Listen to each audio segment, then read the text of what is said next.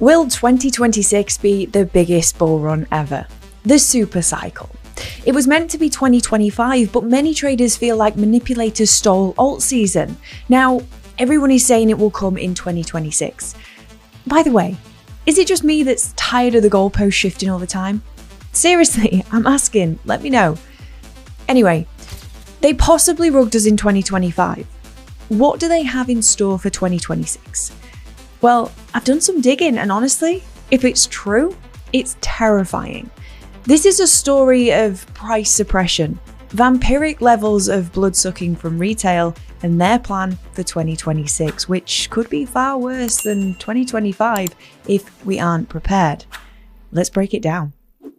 This video is for informational purposes only. Crypto assets are high risk and are not suitable for all retail investors.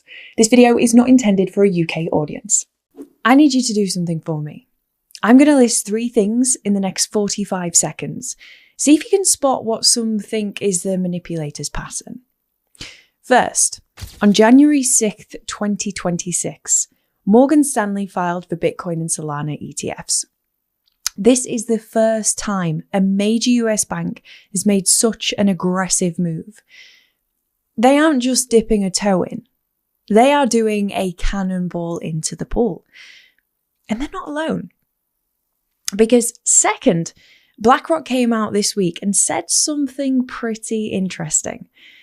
Jay Jacobs, their head of ETFs, went on CNBC and said, it's only been when's its anniversary? In a couple of days, 2 years since IBIT originally launched, and we've seen it raise tens of billions of dollars. So we see this still being very early days for Bitcoin and Ethereum. The guy is literally shilling crypto on CNBC. And it's not just the banks. The politicians are getting in on the action too. Because here's the third thing.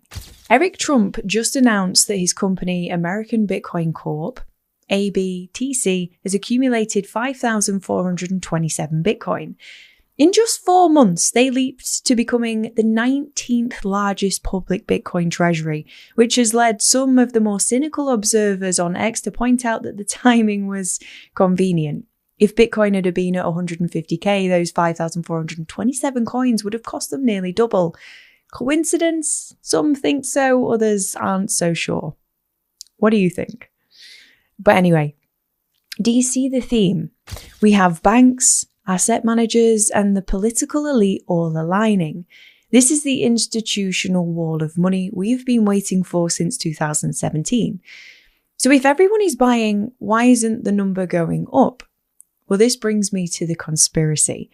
But the thing is, with conspiracies, is you need to remain skeptical. So let's check it out, but make me a promise. You will remain skeptical.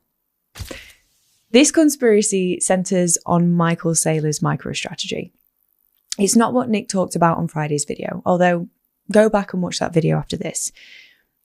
It is yet another layer to this potentially sordid affair.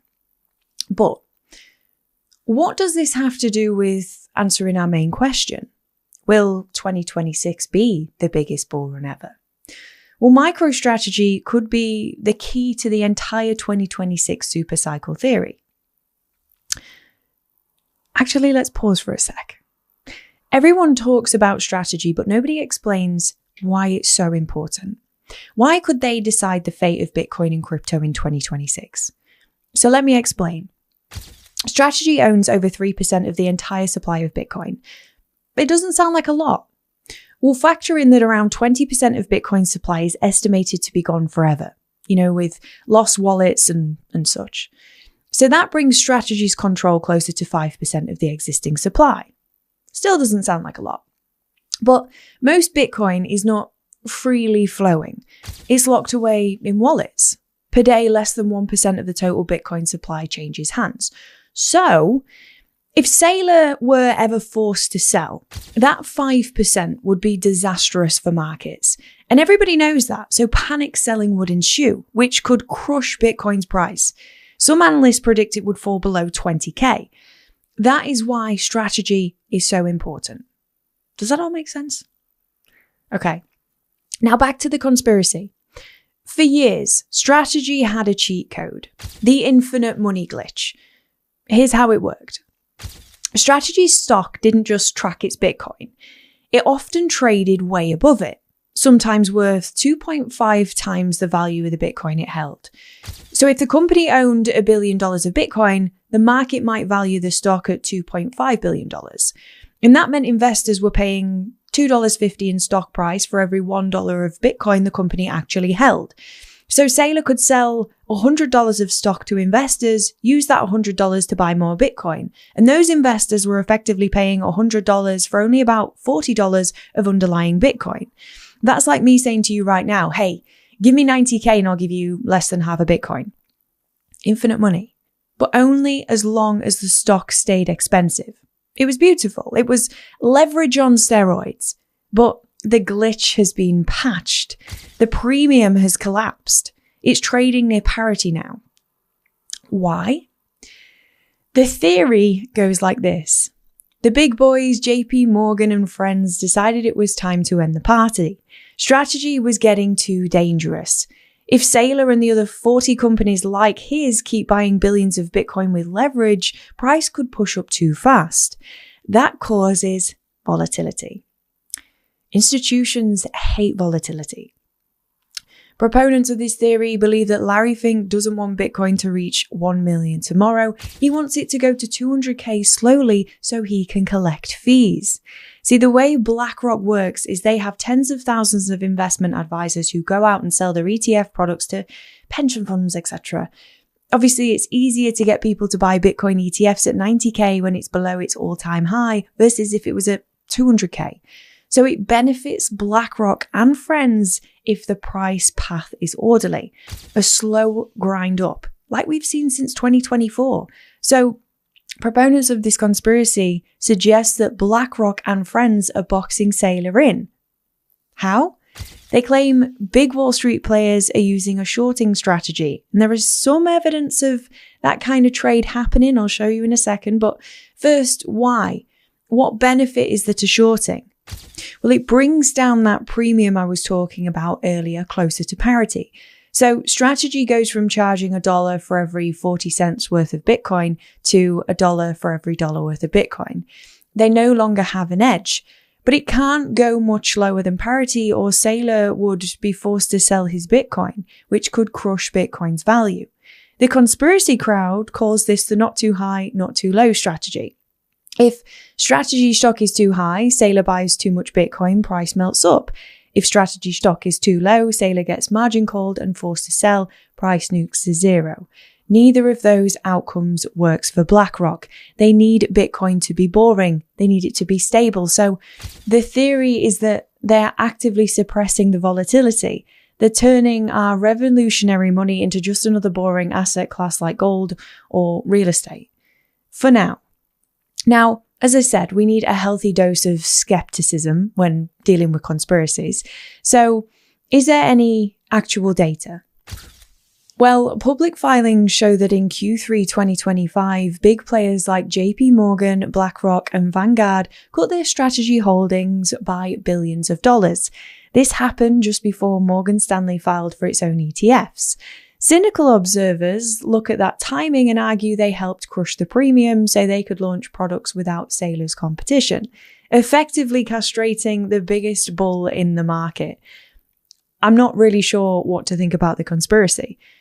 On one hand, it is a handy explanation as to why Bitcoin didn't go higher in 2025, why the chart looked like this instead of this.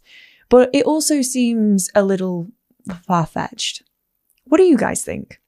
Are they intentionally suppressing prices? But what this all comes down to is what does it mean for 2026?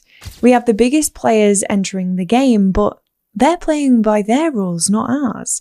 They may be holding back the price in a form of legal market manipulation and not because they want to buy it cheaply, although that could easily be a reason too, but because they earn more money from fees and you earn more from fees from this chart than from this chart.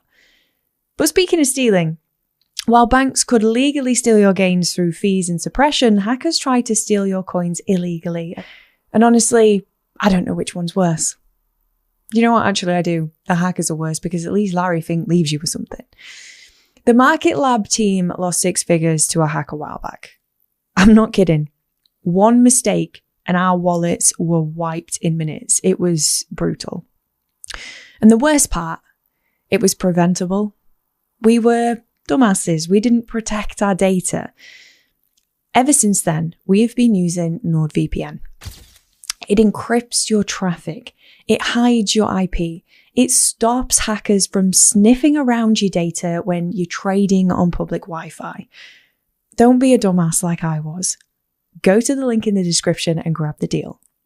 So, back to the question, will 2026 be the biggest bull market ever? If you define biggest by total market cap, it wouldn't surprise me if 2026 sets new records. With Morgan Stanley, BlackRock, and sovereign wealth funds entering the market, the total value of crypto could feasibly rise. None of this is guaranteed, of course. Crypto is still high risk. And keep in mind, these institutions are looking at Bitcoin and other large caps, not at low cap shitcoins. But if you define biggest by percentage gains, by Bitcoin going to 300k and alts following, this is where it pays to be cautious and realistic. Could it happen? Yeah.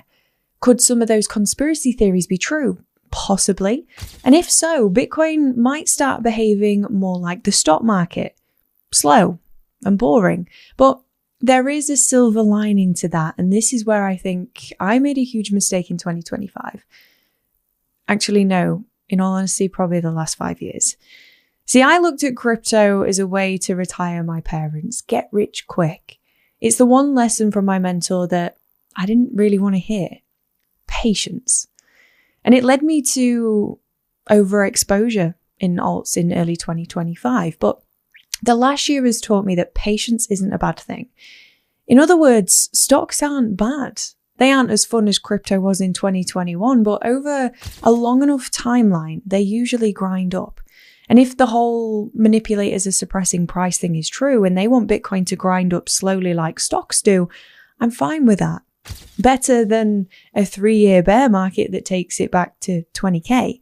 And not because I wouldn't buy at 20k, but because I'm kind of over the stress of crazy market swings. Maybe it's just me getting older, but if Bitcoin just floats up over the next 5 years, I'm happy.